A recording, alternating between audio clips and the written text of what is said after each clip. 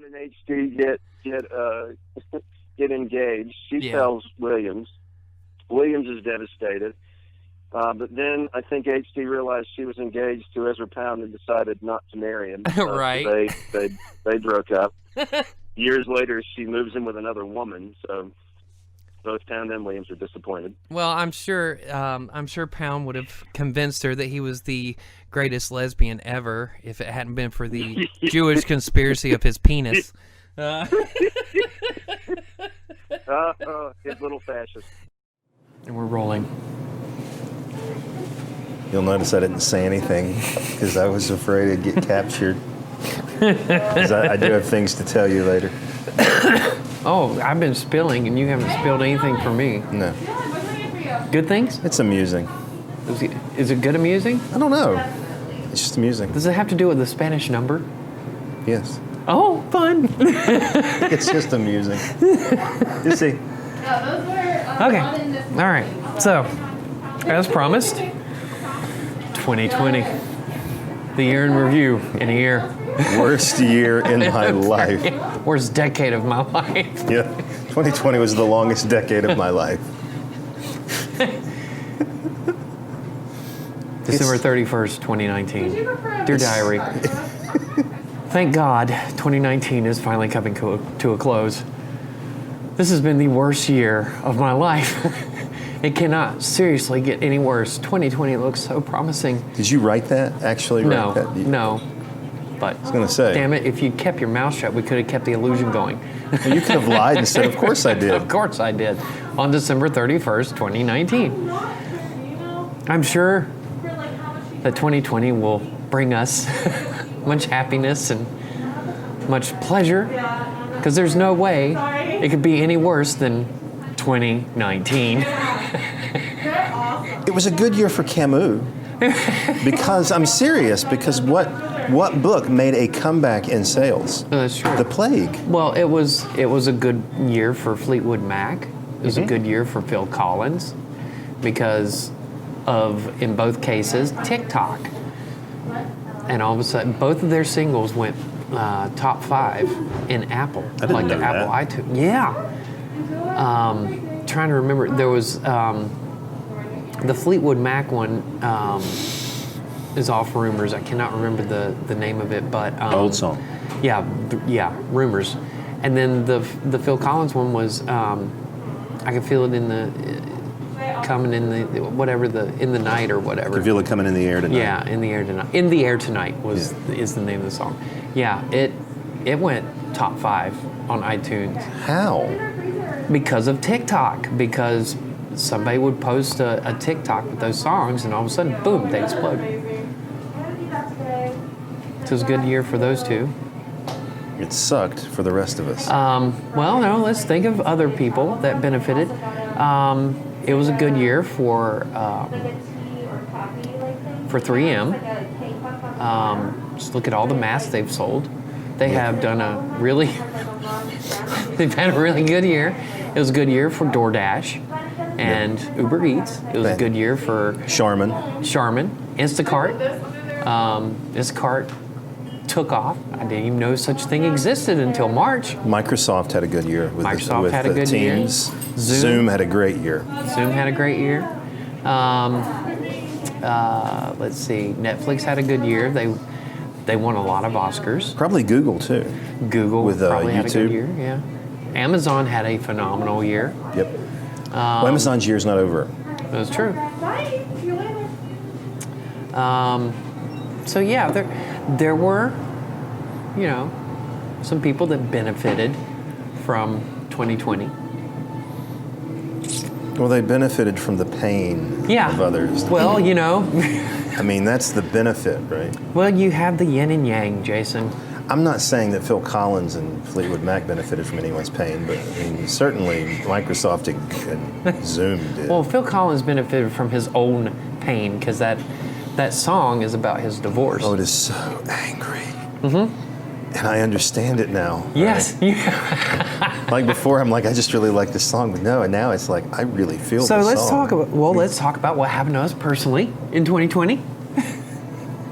we can look at it from two different directions, and I'm sure I'm getting ready to get an earful when I say this. We can either look at it as, oh, this was a bad year because our marriages fell apart and now we're alone. Or we can maybe we can say, it was actually a good year because now we're able to develop ourselves individually.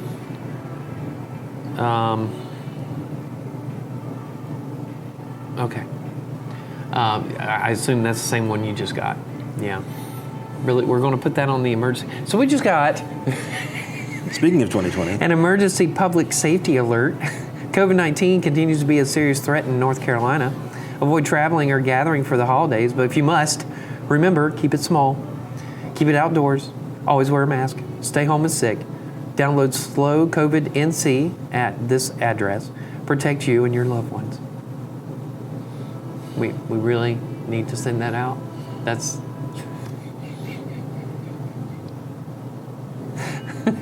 The people you're trying to tell that to aren't going to do it anyway. So... I'm surprised they didn't say thank you at all.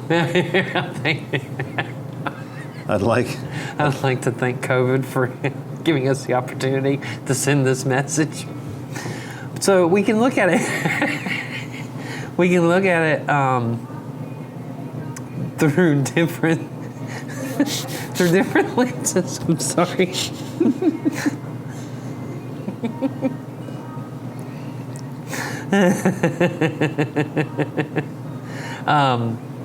We can look at it through different lenses as, well, this was a horrible thing, because it is.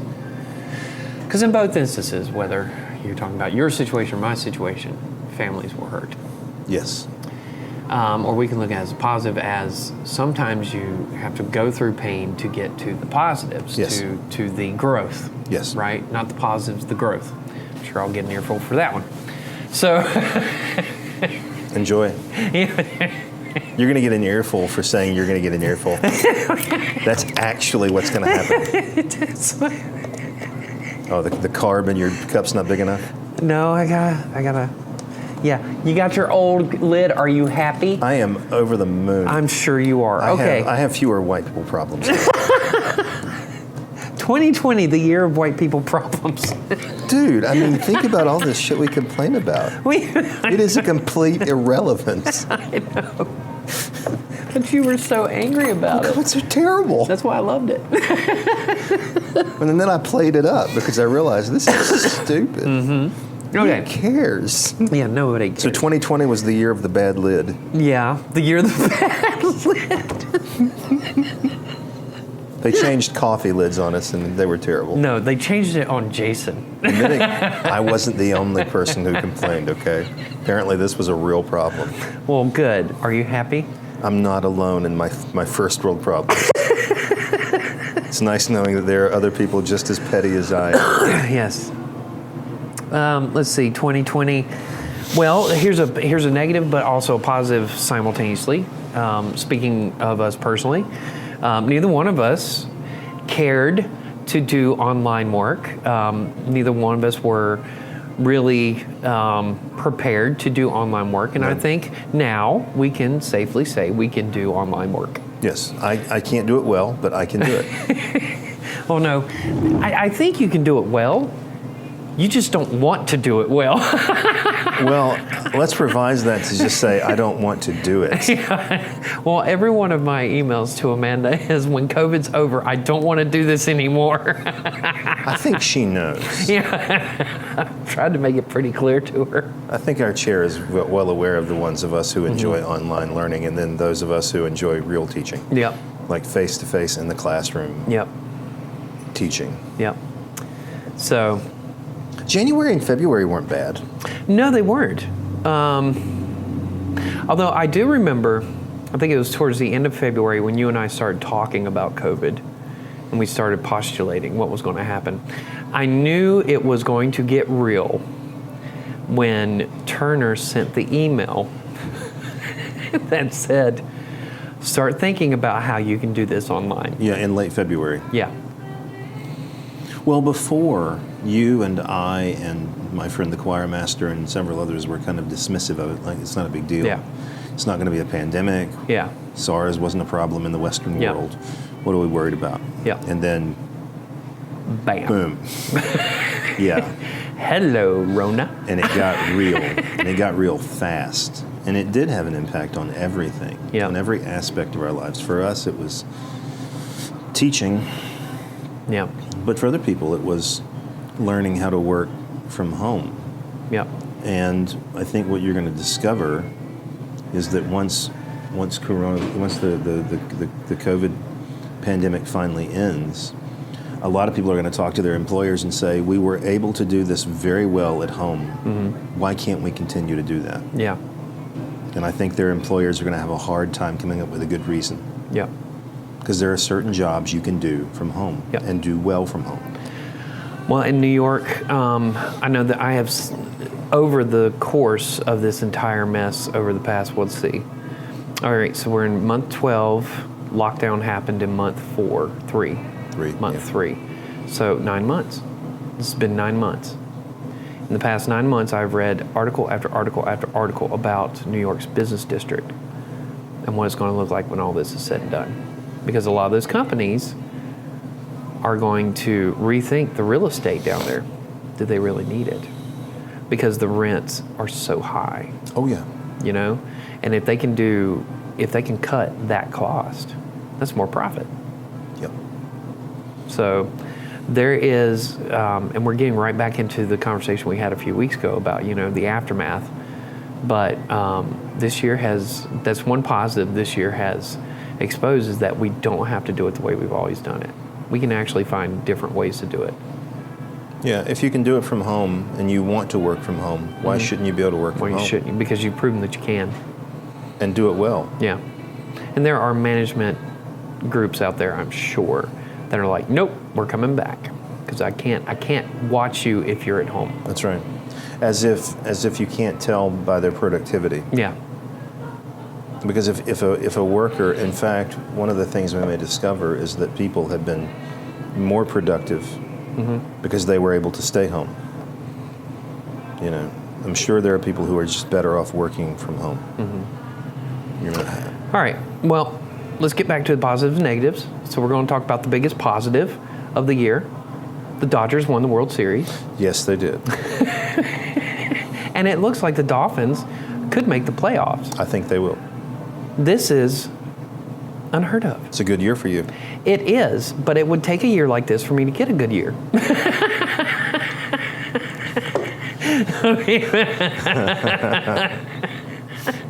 I mean, the negative was that the baseball season was basically cut in half. It was abbreviated. Yeah. But because of that, they expanded the playoffs, which made everything a little more interesting. I don't think they're going to go with that expansion next year. The one thing I'm nervous about is them leaving the DH in the NL. If they leave the DH, I'm going to be upset. The DH shouldn't exist at all. No, it shouldn't. It should be repealed on both. But if the NL decides to keep it next year, when we get back to a full season, because I do think we're going back to a full season next year. Oh, yeah. No, I don't see any reason why we can't do that. Yeah. By April? Yeah. Is what the beginning of April's Well, it's opening the day. end of March. End of March It's usually the opening day. last week of March when opening day is. That last weekend. They'll have one game on Thursday, and then the other games will happen on Saturday. And it kicks off. And we go. It's green flag go. A really good positive, I discovered Jelly's marble runs on YouTube. I don't know this. This is the most fascinating, mind-numbing thing you've ever seen in your life. It's a game. Oh, the marbles. The guy who's commentating Yes. on the marbles? Yes. I love that guy. I sat there and I just stared at the screen for like 15 minutes of watching these. Like, this is the greatest thing ever. Yeah, I got Ezra into it. Ezra's like, I have a hard time separating the fact that these are inanimate objects. I want to believe that they're real. Because he paints such a great picture. Which should say something about the world of the world of sports. Yeah. I remember the night that I'm a hockey fan. Yeah. I remember the night that the NHL finally said, okay, we're shutting it down. I'm like, oh my God, no. See, at least in Major League Baseball, it never got started. Yeah. So it wasn't as much of a We were blow. in spring training. Yeah. I mean, the NHL season had been going since October. Yeah. And they did a good job recovering. I mean, they did a really Yeah. good job recovering. They found a way. And, So did the NBA. yeah. And my Hurricanes found a way to lose, which is always exciting. They lost to the Bruins for the second year in a row. Well, I hate New England teams so much. Of all kinds. There's not a single New England team that I have any respect for. well, And by New England, I mean Boston. I know. You mean any team that associates themselves with Boston? Yes. They're all evil. They're The Patriots are evil. well, it's like that person I was talking to the other day, and they said, Yankees fan. Oh, no. And they came back and said, what are you, a Dodgers fan? Yes. Yes. Oh, God. I think the exact thing was, OMG. So, I mean, sports was different, and what it led to is people watching reruns of sports. Yeah. And watching the marble runs. Yes. And Well, and we got the Michael Jordan documentary, we did. which was a fascinating documentary. I loved what they did. So we got that out of that, and that was really good. But the negative was, we spent half the summer without baseball. We did. And that, to me, is a crime against humanity. That is when we know the Four Horsemen are coming. Well, when people needed sports the most, because sports is something that we used to get away from it all. Yeah. We had nothing to get away from it all. We had Netflix. Yeah. We had Amazon Prime. We had Hulu. So we watched a lot of TV. Well, the great philosophical question this summer was, what do you do when you when you get to the bottom of Netflix, when you've actually watched literally everything on Netflix and there's nothing You die. left? You just die. You just die. Because there's nothing else to live for. There's nothing left to live for. Because you wait for those little rabbit holes on Netflix to dive down and watch goofy, dumbass movies that nobody's ever going to watch. And now all of a sudden there's a pandemic and, Yep. you're watching these. I mean, that's how I found, years ago, that's how I found Rubber, which is Yes. the greatest horror movie ever. It's fantastic. If you haven't seen Rubber, You got to watch it. got to watch it. It is a fantastic You'll never film. see another movie about a psychotic tire ever again. That movie is so good. It is. But anyway, no, so, and then I dove deeper into the UFO hole because it's just so much fun. And I never went down that rabbit hole. No, you should have. I tried to get you down that rabbit hole. I also didn't go down the Tiger King rabbit Oh, hole. God. There's another positive for 2020. We ended up with Tiger King. And if you don't appreciate the beauty of Tiger King, there's something wrong with you. Well, I've never seen it. Oh, I know. You need to. I'm in that demographic of people who've never seen the Tiger King or Game of Thrones. I'm going to rectify that one day. Yeah. I'm not sure I'll ever watch the Tiger King. We got another season of Mandalorian, Yep. which was phenomenal. I've only seen the first episode of season 1. Oh, Jason. Because my son finally said, you've got to watch this. Yeah, you've got to. I've been telling you that for 2 years. Yeah. But yeah, you got to watch it. So good. So good. I'm impressed with it. Yeah, it's very good. The negatives, we didn't get to go to the movie theaters. And of course, the streaming services took full advantage of that. They did. And added another negative of paying $15 to go see a movie that you normally spend like what, $8 to $11 to see. Yeah, but you got to spend $45 on Milk Duds. Yeah. So, I mean, we got it pretty cheap. Because concessions at movie theaters are still probably ridiculous. Yeah. Oh yeah, they are. Yeah, you spend more money on food than you do the movie. Yes. It's another positive that came out. We got insane car deals out of COVID. Did we? And really good financing terms out of COVID, yes. Well, you got a new car. I got a new car because of that, because of the deals that they were running because of COVID.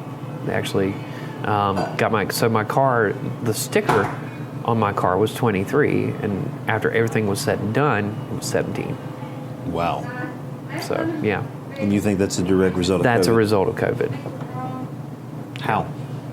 Because the first thing they did as soon as COVID hit and the lockdowns went into place was they extended payment plans in case you had lost your job or you'd been put on furlough. So that was the first thing they did. And then somewhere in the summer, they started offering deals to get people back into the showrooms.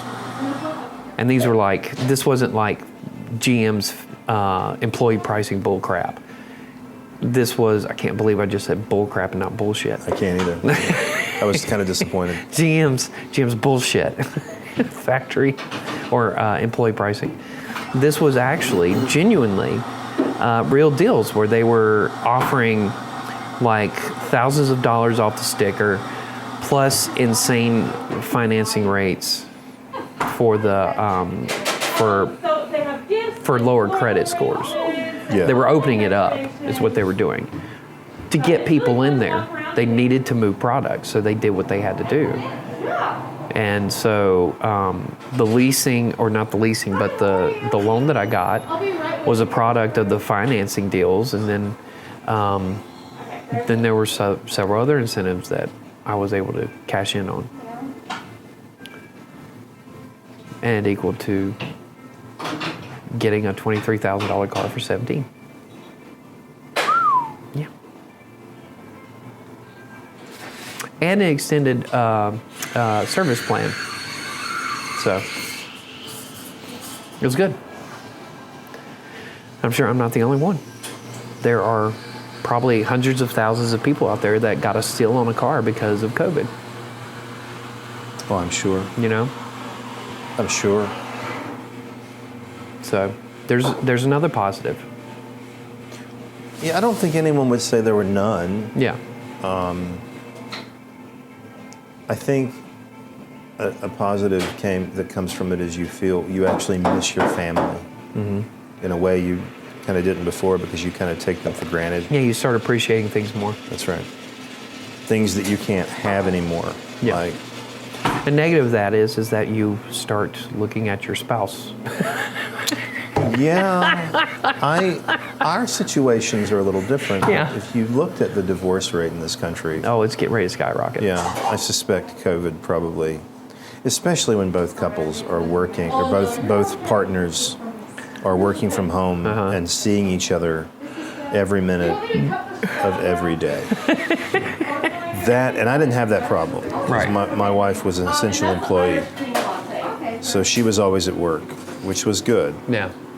For lots of different reasons, but I imagine that divorce rates are going to go up because of these the people being stuck together and starting to see the flaws in the other person they hadn't really seen before. Yeah, they were already starting to see signs of it in May.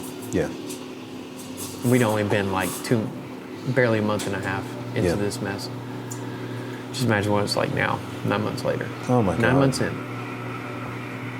Oh my God. Yeah, I think it's good to think in terms of the positives because it's not. It hasn't. I wouldn't say it's been a waste. Yeah. We gained some things from it. Well, like I said earlier in the podcast, pain leads to growth. Yeah. So far, we've only talked about COVID. Well, I mean, let's think about 2020. What's the big story? That's a big one. Yeah. But George Floyd Yeah. and the movement that got started as a result of George Floyd. And then the counter movement that infiltrated that movement like they did with Occupy. That's right. And utterly changed the movement. Yeah. It changed the complexion of it Yep. in ways that were not so good. Yeah. Yeah. I think a lot of people would probably agree with you who are on the far left who would say this is not what we should have been doing. Yeah. Especially if you look at, and this is the flaw, if you look at the civil rights movement as your template, this movement has been a failure in a lot of ways. I mean, there are plenty of peaceful protests, more than probably not, but Yeah. to see as many angry protests that get ugly I think to say that there is an organization that infiltrated it is probably a good way to put it. Yeah. Because I don't think the movement would have taken that nasty turn without that infiltration. Mm-hmm. I think a lot more would have gotten done as a result, a lot faster. Yeah.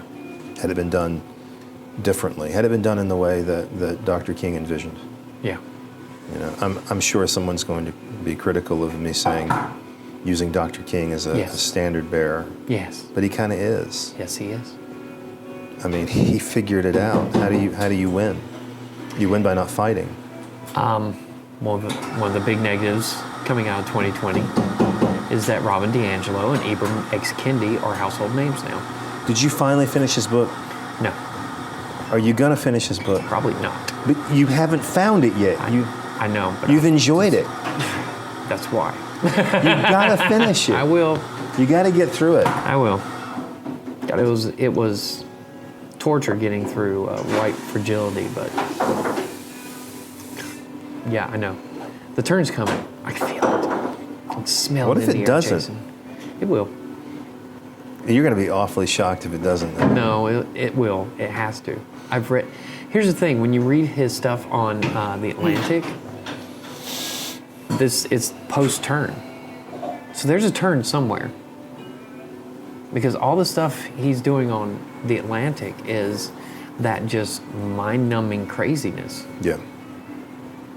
That doesn't make any sense. But James Lindsay really liked a lot of the book, right? He said that it was a good autobiography. He said it's a good memoir, and it is, and I agree. It's a wonderful memoir because he admits to thinking the wrong way on so many different things, and he explains how he got to the place that he got. But there's got to be a turn in there somewhere because you don't get to what he's doing on the Atlantic without that turn happening. Well, we'll see. We'll see. See, while you're doing that, I'm trying to read Lord of the Rings, which is a lot more fun. Fuck you, Jason. I decided not to read some of these books. Even if I agreed with them, I knew that they would make me angry. Even if I agreed. Well, to be honest with you, I haven't finished Cynical Theories either. You think you will? Oh, yeah. But that book is dense. Yeah. And this is Pluck, Rose, and Lindsay, right? Yeah, this is Pluck, Rose, and Lindsay. And it's one of those things where you read a chapter and then you wait a few days to read another chapter because you have to digest what you just read. It's one of those books. You don't sit down and read Cynical Theories straight through without having to stop and think. Like you can, but you're not going to understand what the fuck is going on if you don't process it. You have to process that book. So... the other one I'm working on, because there's to be honest with you, since the schism, that's what I'm going to start calling it, the Great Schism of 2020. Since the schism, I haven't been reading as much as I was. Well, no, the same happened to me. I mean, August we separated. I moved out in September. I haven't read much. Yeah. I've just now, in the past couple of weeks, started reading again. Yeah, it takes time. It takes time to process. I just haven't cared. I haven't cared. Yeah. I'm like, I don't care. I didn't even care if I wrote again. My thing is, my brain, the way my brain works, it's been so... There you go. What's a good term for it? It's chaotic. Well, there's also grief. Yeah.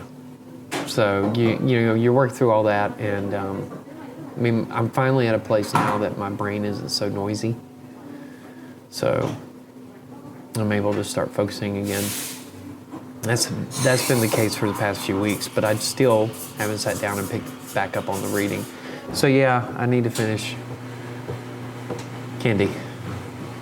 I need to finish Cynical Theories. I need to finish Consumer's Republic. That's another one I was reading at the time, which has nothing to do with critical race theory. It has everything to do with the history of consumerism in America, starting with FDR's Economic Bill of Rights and carrying through. That book was written in the late 90s, so it gets through to right before the bubble, the internet bubble. So you get to see basically the birth and development of suburban consumer culture.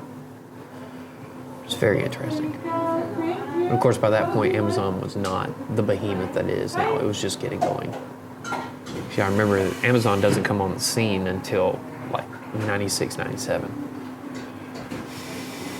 So that's another book that I need to finish. I'm working my way through that one. So I'm one of those people that will have 3 or 4 books going at the same time. And I blame my first wife for that, because when you would walk through our house, you would see a book here and there, and that was how she read books. She would read several at a time. She'd just pick one up, read it for a while, put it down, pick up another one. Read that one for a while, put that one. And then finish a lot of books all at one time. Yeah. And start over, you know? And so through osmosis, I picked up her habit of, you know, and then which helped me out in grad school years later, because you have to do it that way. You can't just, I learned my lesson with All the King's Men. You can't sit down and just read one book. That book is so good, but it was enough to choke a small horse. Oh my God, I read it in 7 hours. Yeah, me too. It took me, I didn't stop. Yeah. And I would think, I'm going to find a place to stop. Yeah, you can't. Can't stop. And it's massive. It is. And it's amazing. Yep. But yeah, I got through it in 7 hours. That was the most horrendous 7 hours of my life. Well, I didn't know. It was the second most horrendous 7 hours of my life. I think detoxing. I'm sure you could put 7 hours anywhere within that 3-day window, and it was the most horrendous time of my life. No, never go through that again. Yeah, ever. I think critical race theory has been a very difficult. I'm trying to kind of. Well, okay. So there's the big negative is that critical race theory came to a climax. Yeah, this year. And the big and that's a negative, but the positive is that it happens so rapidly that when we were actually exposed to it, we could actually see how far it had ingrained itself within our culture, and we have small groups of people who are starting to try and go in and dig it out. It's a real threat. What saddens me is that even though it has been exposed the way it has this year, there are a lot of people that don't think it's that big a deal. And that bothers me, because it is a very big deal. So we have COVID and all of its negative effects. Critical race theory, which happened at the exact same time. Yes. A primary season, which got dicey. Yeah. And then finally, it all came to a head in November. Did it really come to a head in November, or are we still waiting for it to come to a head? I think it came to a head in November. We've got 2.5 weeks left, Jason. I think 2 weeks. He's going to step down, and he's going to do it quietly. I mean, yeah, he's not. You're talking about politics. Not 2.5 weeks. We've got a week and a half. Just politics in general. Politics in general. We've got until January 20th. With regard to that. Yeah. And then you start a new chapter. Yeah. Because whenever a new president comes in, whether you like him or not, you start a new chapter. Well, okay, so you want to talk politics? Well, not really, but I mean, it's one of the things that. Well, no, we're already on that track, Jason. Screw you. You got us there. I think the biggest story that nobody is talking about is twofold. The biggest story nobody's talking about is, number one, as you and I have mentioned a couple times over the past month or month and a half, or actually, no, we've been saying this since 2018, because there was a conversation we had on the original podcast, and I think it was episode 8, where we discussed Bernie. And I think I'm pretty sure even then when we were talking about Bernie in 2018, I made the comment, it's because, and I still, even then I wasn't a Bernie fan, but the reason why he's popular is because he's talking to the average person. Nobody else is talking to the average person. That's why Trump got elected, because he was talking to the average person. The average, everyday American citizen. And so the big story, twofold. The big story of 2020 is the election proved what people like myself have been saying since 2016. The average American has no representation. And the second part of that is the joke of a stimulus package that now has happened twice. The first time, here's $1,200. Hope it gets you through to December. And then the second one is now $600. Here's $600. Hope it gets you through whenever we decide we're going to throw you $300. It's a joke. They keep dividing by half. Yeah. The last stimulus package will be, here's $1. Here's $1. Here's $1 from the U.S. Go government. to the Dairy Queen. Yeah. No, go to McDonald's and get something off the dollar menu, and feed your family. And I'm not advocating government handout or anything like that. That's not my argument. My argument is like if you're going to do this, really do it. Do it. This is a joke. And I'm not saying that. And here's the other thing, right? I'm not going to see a dime of my $600 because I'm a father who pays child support, and they will get that money. So, and on top of, and this is where it's fucked up. All right, I'm on my soapbox. So this is where it's stupid. Right. Okay, we're going to give you $600. Okay, great. And then they're going to give $600 for every child who's under 18. Okay? And if you're paying child support, we're going to capture that $600 and make sure that she gets. So she's getting $600 for herself, $600 for each kid that's under 18, and the $600 that I'm getting because of child support. What am I getting? That's really stimulating the economy, isn't it? And guess what? At the end of the month, she's still going to get her child support on top of all that. Yeah. Are you sure that's how it's going to play? That's how it happened the first time. Oh, I see. So they're going to walk away with a chunk of change, and it really hasn't done anything for me. But that's not why I'm aggravated about the stimulus package. Because I am a fan of Mr. Yang. And Mr. Yang knows his numbers, right? What he points out is one of the arguments that someone in Congress this week made was, it was Mnuchin. It wasn't anybody in Congress, it was Mnuchin. He said, if we get money into the pockets of Americans, they will spend it. Okay, that's great. You're putting $600 in their pockets. What are they going to do with that money? They're not going to go spend it. No. They're going to pay their bills. That's right.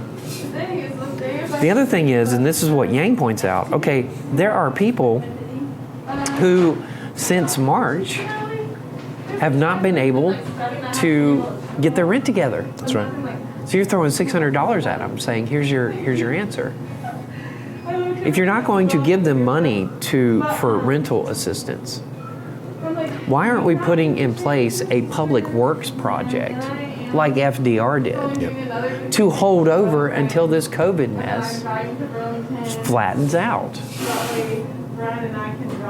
If the private sector can go back to work, why aren't we creating public sector jobs where those private sector jobs died in the spring?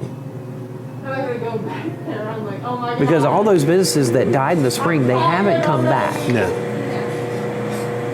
So you don't want to, for those people who don't want government handouts, why aren't you building public service projects to where people can go back to work until the private sector catches back up again? Because Trump isn't FDR. Well, no, I'm not talking about Trump. I'm talking about Congress. I know what you're talking about, but this has got nothing to do with Trump or Biden. This has got to do. Don't bring Trump in this. This is not Trump. No. This is Congress. This is Pelosi and you're McConnell. You're not going to get an argument from me. I agree with you, but it's going to take a president to say we need to make this happen. It's not going to matter which president it is. It's McConnell and Pelosi. McConnell's going to shut everything down no matter what happens. Yes, he is. It's them two. Those are the ones that are screwing the pooch. Because you want to talk about Trump. Here's the thing that Trump was doing before and after the election. He was getting Mnuchin to press them for a deal. Well, Trump was actually trying to get a stimulus. Oh, I know. It was Pelosi and McConnell that were bickering gunning up with the each other. works. Yeah, well, which is not surprising. Yeah. No, the reason I mentioned Trump is because it's FDR who originally got the first ball rolling. Well, yeah, but he actually, when it comes to swaying Congress to do things, he had that power. He did. Biden doesn't have that power either. No. And they're going to find that out next year. Neither Trump nor Biden have the ability to create these social programs. And I don't think Trump wants to. Yeah. Because Trump is if he's a conservative, he's going to be skeptical of any kind of public program. Yeah. Pelosi would be on board, maybe. McConnell's She hasn't going been on board so far. That's the frustrating thing. And that's why you have people like AOC screaming. Yeah. Because Pelosi has not actually taken the initiative to do what the Democrats are known to do. No, this is about party politics, Yeah. not about what's best for people. Exactly. And the Democrat, I'm sorry, I got a little frustrated there and angry. You didn't get mad at me. No. I don't care. No, I mentioned Trump because it's going to take a leader to say, and it's going to take a leader who can bring these parties together to say this is something that we can actually do. Mm-hmm. We've seen it done before with FDR, and it worked. Mm-hmm. Giving people jobs and a living wage. We could make it happen. Yeah. We could do it. And I know we can do it because we have done it already. Yeah. We did it before. But they're too busy fighting it out in the media. You hear this is my frustration. You hear them bitching about infrastructure. You can kill two birds with one stone. Because that's what they did in the 30s. Yes, they did. They needed to ramp up infrastructure. He killed two birds with one stone. He put people back to work, and he built up infrastructure that later in the 50s, Eisenhower came in and built even more on. Was this Yang's argument? You mentioned Yang. This is what he was suggesting we do? Yang's argument was that, if you're going to, it was the argument that I told you before, if you're going to do stimulus, do it right. Mm-hmm. Go all in. Bernie actually pointed this out on an interview a couple weeks ago. He said, it's funny, we can find all kinds of billions of dollars to fund a war, but we can't do it to feed people. No. They'll wreck the economy and then say, well, it's a free market, we're going to let the economy reset itself. But the minute, somebody steps on the wrong oil field, we're assembling, hundreds of thousands of troops and blowing all kinds of money to get that stupid oil field. There's a reason he's my guy, because he says stuff like that, and he's not wrong. He's just too radical for me. Give me some Andrew Yang. Math. Make America think again. Yeah. Or think harder. Yeah, think harder. That's what it was. Now, these are simple problems to fix, and once we get past the bullshit of Fox News and MSNBC, where you hear one side saying socialist, socialist, socialist, and the other side saying Nazi, Nazi, Nazi. Once we get past that, we can actually realize that these are real problems that we can all actually fix rather easily and rather quickly. It's like we were talking about last week, there are people in Silicon Valley right now that can fix all of this. They can fix it fast. Of course they could. But we have gone so far down the partisan rabbit hole that they are making a mint off of our anger and hatred. Well, you can't bail out American citizens, but you can bail out massive corporations. Mm-hmm. Mm-hmm. I think that kind of tells you their priorities. Yeah. Well, Kyle Kalinske calls it social capitalism. Kyle Kalinski's not wrong. Yeah. We're constantly giving handouts to corporations. Why can't we do that for people? Yeah. Why can't we do that for people? Yep. Why can't we do that for the poor? I'm not asking for a free ride. I know you're not. But I just, and right now I'm fine. What's going to happen when they suspend education for, let's say they suspend education for a semester, one semester. Do you know how many of us are going to be dead? We're going to be on the streets. Now do that with every sector. And don't help them. Don't give them any kind of stimulus to get them through. You're going to have an entire population that will be on the streets. Nobody will have a home. Well, we don't care about those people. Well, I know that. What are they going to give you? But this is the argument I made that day when you had to Yeah. kind of explain that I was being sarcastic. What? I'm also being serious. What do they have to offer? Yeah. They have nothing to offer. Yeah. So who cares? Who cares? Corporations give massive kickbacks to politicians. Mm-hmm. So and lobbyists make sure that they benefit in the future, even if it's after they finally leave the House or the Senate or the White House. They're going to make sure they're taken care of. Mm-hmm. What do you have to offer? These politicians, you have nothing to offer. You teach English, good for you. I teach English, congratulations. We have nothing to offer because we have no power. So they couldn't care less about what happens to the average American. I know. And as long as we have no power, they're not going to care. Yeah. So I don't see this problem going away. So there's another thing that 2020 exposed. The way the government actually does look at the average American citizen. Yes. They want your vote, that's all they want. That's all they care about. Yeah. And they will throw you a $600 bone to get it. Yes. There were a couple good things that did come out of the first stimulus package, and it wasn't really the money. It was the guarantees, like that, you know, the utilities couldn't shut the utilities down. They had to keep them going. People couldn't get evicted. That was a good thing. Very. You know, those things are helpful during a crisis like this. It's not something that needs to go on forever. A temporary solution is a temporary solution. It doesn't fix the full problem. No, it's a Band-Aid. Yeah. But we need a Band-Aid. Yeah. Badly. Right now. So, but It also reveals a level of racial and economic equality that we're not comfortable looking at because they're there. economic inequality, you know how I feel about that. I know. You get rid of the economic inequality You get rid of and everything that else. racial. I know. A lot of that racial problem goes away. I know. Invest in the poverty. Whether it's a major corporation or a government, local government, city government, national government, either any of them, or it's a corporation that comes in and wants to thrive within the community, they start investing into the community. Yes. The first place you've got to invest is the impoverished neighborhoods. Once you get them on their feet and you show them how to make success. And give them a living wage. And give them a living wage so they can be successful. Yes. Then you'll start to see things turn around and that racial inequality goes away. Not completely, not 100%, because you're always going to have someone in the backwoods who's pissed off because, you know, they were told to be pissed off. Yeah. You know? But we're not going to treat that problem. No, because that problem doesn't need to be treated. It is not as widespread as... No, I'm saying the poverty problem. Oh, well, We're not I'm gonna just treat talking that- about the racial thing. The racial thing is not as widespread as everybody thinks it is. That is a myth. We're not going to treat the economic problem anytime soon, though. No, we're not. Because, again, what do they have to offer? Yeah. As long as they have no power, it doesn't matter. Well, it goes back to the climate change thing.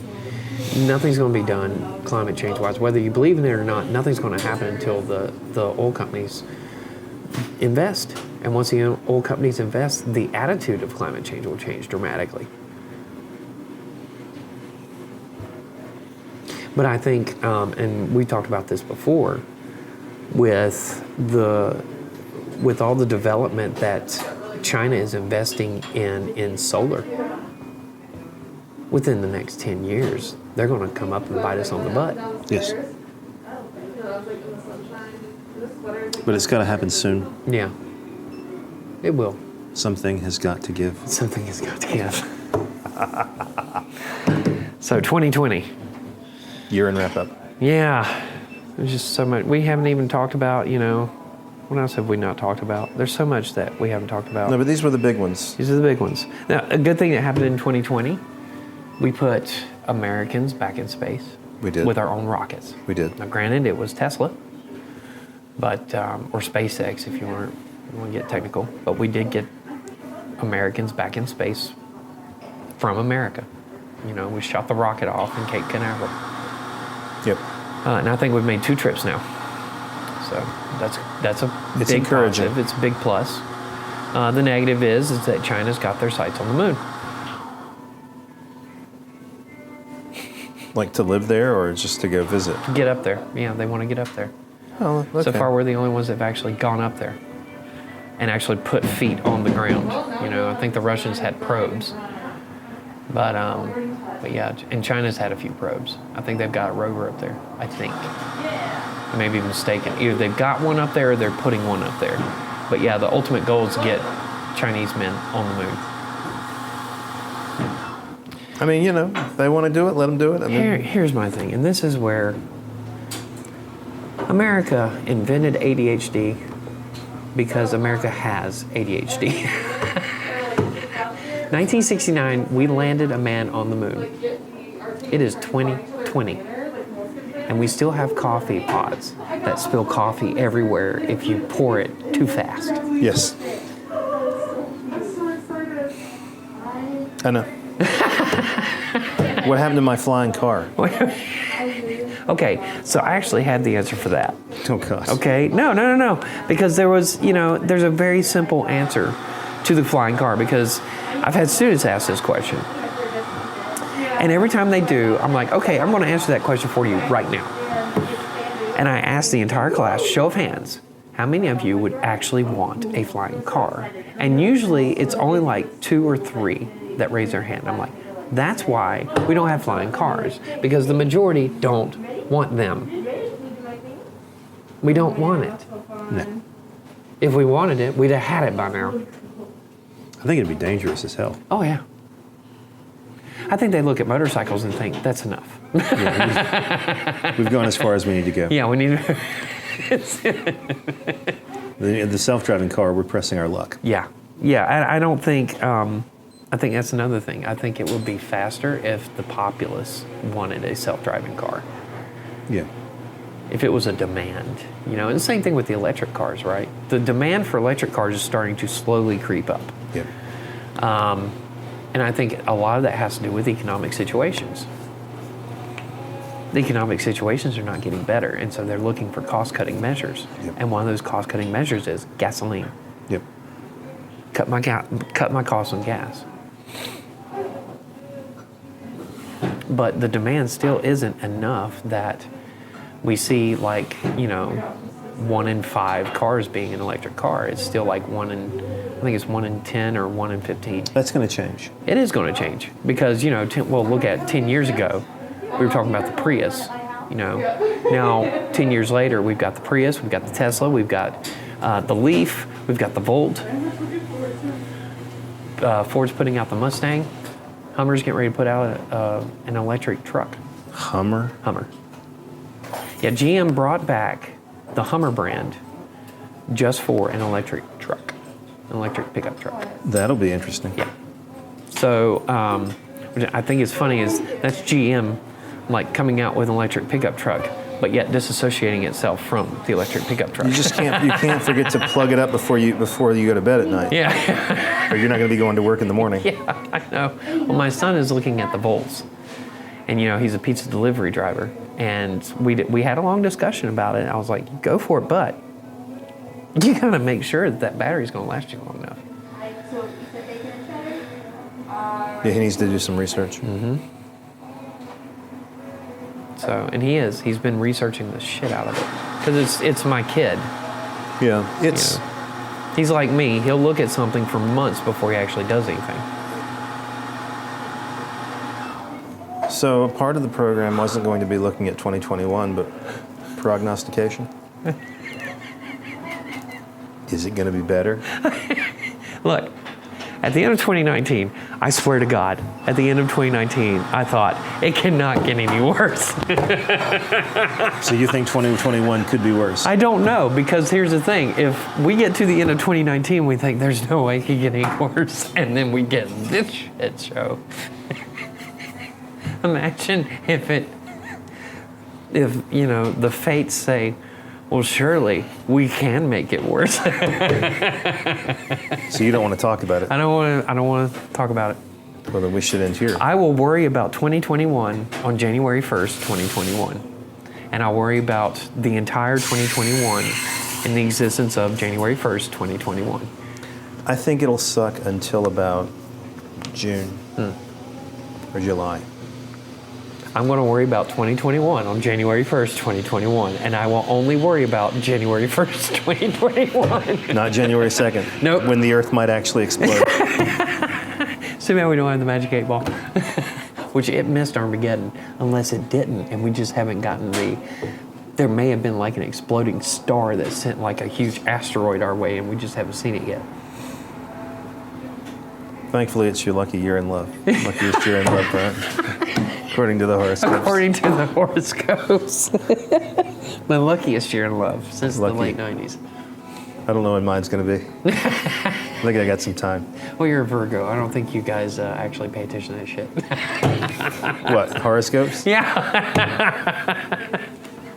Whereas we Libras, You're fascinated. we're fascinated with them. Well, I'm a cusp, right? I mean, I'm Yeah. a Virgo Libra cusp, but I'm probably Well, more Virgo technically than I am Libra. too, but but you're more Virgo than According to the Libra. horoscopes. And I'm more Libra than Virgo. And you want medium or Is this a place to end it? Well, no, we need to leave on an upbeat. Well, I think Virgo Libra is an upbeat. Luckiest year in love, man. You don't get more upbeat than that. It's true. We'll find out what that actually means. I may meet a girl who gives me $1,000. Or maybe your luckiest year in STDs. You know? Venereal disease. I may win the trifecta. Congratulations. You win. Genital warts. We didn't realize that one person could have this many STDs at one time. What do they call it in South Park? Herpagona-syphilides? That's pretty upbeat. Oh, no, it's not. It's pretty depressing and sad. I think there's reason to be hopeful. One of the things we didn't talk about that came out of this year, we have vaccines. We do have vaccines. We have That's the COVID hopeful. we have the Pfizer, the Moderna, and we're soon going to have the Oxford AstraZeneca vaccine. Well, and the other thing that we haven't talked about at all, and now it's self-promotion time. 2018, we did 10 episodes of what we called, at that point, just Dr. J. Yes. Not a very interesting name. It was just like, and now it's time for Dr. J. Of course, the theme song was great. Yes. Well, it still is. It is. You know? We just had to change it a little bit so I wouldn't get sued by AC/DC. Yes. However, in May was when we launched. May, we brought the beta files back. And of course, the first four iterations of this the first 4 episodes of this iteration were awful. But they had Dr. J in there, just like the old podcast. And so then in July, I think, no, it was late June, we expanded from the 15 to 20 minute section to a full hour. Ish. Between 45 minutes and an hour. Yeah, between 45 minutes to an hour. And you probably don't realize this. I think this is the 31st episode I did not know that. of this iteration. All right. Wow. Since Since the May. Octave Poet. Since May, yeah. All right. Yep, That's impressive. that is impressive. We've been busy. We have. And as I said in that one episode, where I said I didn't think we could actually have 14 minutes of nothing, we now have 31 episodes of Nothing. nothing. Well, we have loose ideas Yeah. of what we're going to talk about, Yeah. and But then you get angry, and I just listen. Well, you get angry too. Only about poor people. There's been I'm pretty chill about everything else. well, and coffee lids. Oh God. They better not bring those back. That's how 2021 would be worse. Because on January 1st, I roll up in here, the old lids are back. Or the new lids. The new lids Yeah. are back. The That new would be lids. devastating. Yes. No, I think the biggest positive is that we're still alive. We are. We made it. It didn't kill us yet. Yet. We've got a week and a half. Yep. Well, 2020 doesn't necessarily have to end on the 31st. Well, that's true. It could just keep on rolling.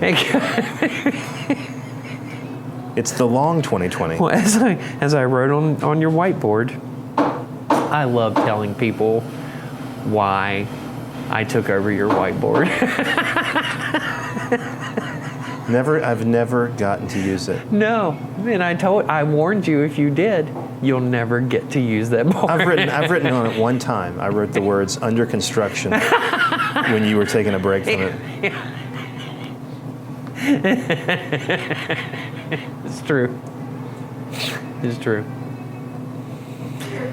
Oh, yeah. But as I wrote on the board several months ago, we only have 15 years of 2020 left. Make it count.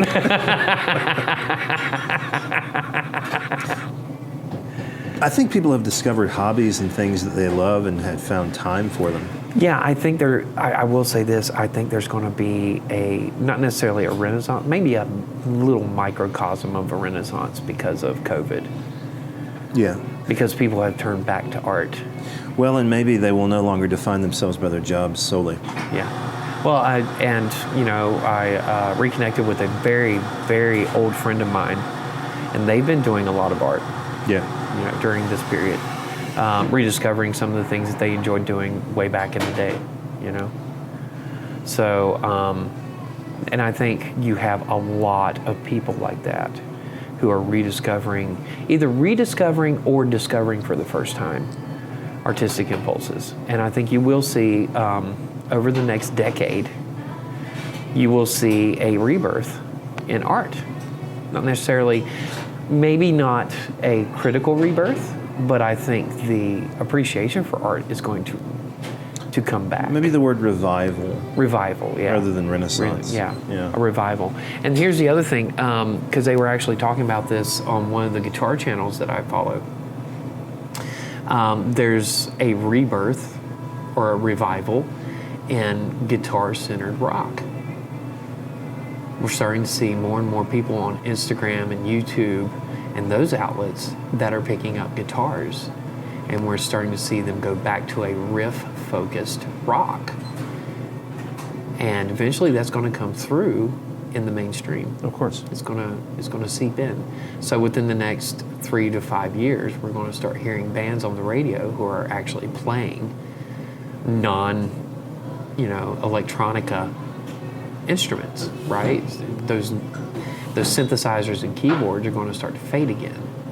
And those manufactured beats are going to go away. And you're going to start to hear more organic rock. Fingers crossed. Back to the 90s. Well, I don't think we're going back to the 90s, but it's just going to be a revival of, think of it like this. You're sitting at home, you pick up a guitar, you're learning how to play the guitar, and you've got the entire history of rock before you to pick from. Where you're going to pick the bluesy stuff, you're going to pick the angsty stuff, you're going to pick the indie stuff, you're going to pick the blues-based metal. You're going to pick all this stuff. You're going to pick the technical stuff. You're going to pick the very simple open chord progressions. You're going to pick all of it. Now you put all that into a melting pot. We're going to have a hell of a rock when it comes back. When these kids actually get into bands and start doing stuff, start self-promoting. And I think the other thing we did not talk about was Joe Rogan. That's true. Not necessarily his popularity, but the Spotify deal. Because what the Spotify deal, and the very first short files I did way back in June had to do with the Spotify deal. Because what it did was it showed how the artist can bypass the industry to get on Spotify. And I think in the coming years, what we're going to see is a movement towards the artist going directly to Spotify instead of signing a record deal and the record company coming to Spotify.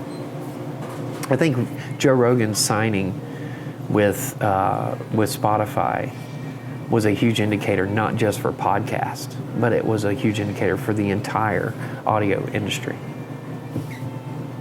It may be. We're going to see. We'll find out. There's big positives. But again, I think the biggest positive of all this is in 2020 we brought it back. We brought the Optic Poet back. Yeah, that's true. That was fun. Yes. I've had a good time just sitting here listening. You talk too. I'm just kidding. Yeah, no, I've had a good time. I have too. So here's 2021. And we're going to be off for a couple of weeks, and then we'll come back the 1st of January with... Yeah, what day are we coming back? Season 2. As far as the Optic Poet goes? It would be the 5th. Let's see. It'd be the 5th. Well, we're going to record on the 5th. Yeah. You know, it'll post on the 6th. So yeah, on the 6th. First day back to work. Yeah. So it'll post on the 6th. So cool. For Dr. J, I am the barber. This has been the Optic Poet 2020. We'll see you in season 2. But here's thinking about this, taking the actual literal words, it does say, he died on the first day and he arose on the third day. So maybe he's not down there, maybe he's not under for 3 full days, but instead and maybe that's what they're going off of is the language. Friday, Saturday, and Sunday. Yeah, I would like to see the original Aramaic or Greek or whatever it was originally written in, and see what it actually says. If it uses the word on instead of or whatever at the beginning of the third day. We got friends who can do that. Yeah, we got some friends who can do that stuff. It's cool. Yeah. Now let's just get a hold of a original text. Yeah. Well, how hard could that be? Yeah, we'll just fly to the Vatican and steal an original copy of the gospel and take it to our buddy.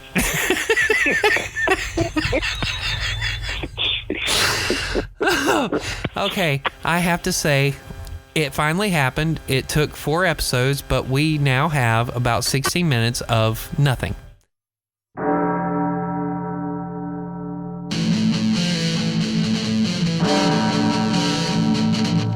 Now it's time for Dr. J.